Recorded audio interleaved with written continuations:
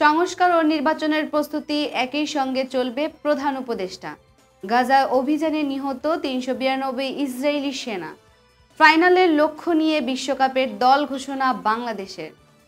আসসালামু আলাইকুম, আমন্ত্রণ জানাচ্ছি মাস্টার মিডিয়ার দুপুরের সংবাদে। সাথে আছি আমি অরুন্ধতী সেন পূজা। শুনছিলেন শিরোনাম, এবার বিস্তারিত। সংস্কার ও নির্বাচনের প্রস্তুতি একই সঙ্গে চলতে থাকবে বলে জানিয়েছেন অন্তর্বর্তী সরকারের প্রধান উপদেষ্টা doctor Mohammad Yunus.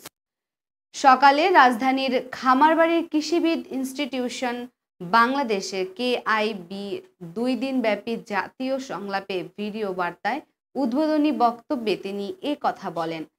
Forum for Bangladesh স্টাডিজের আয়োজনে ঐক্য, সংস্কার ও নির্বাচন বিষয়ে এ জাতীয় সংলাপ শুরু হয়। ডক্টর ইউনূস বলেন, নির্বাচনের প্রস্তুতি কাজ মূলত নির্বাচন কমিশনের।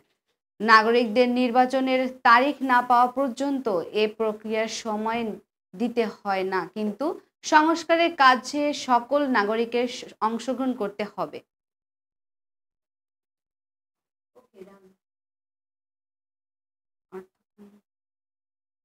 কি পড়বো না? আমি ভাবছি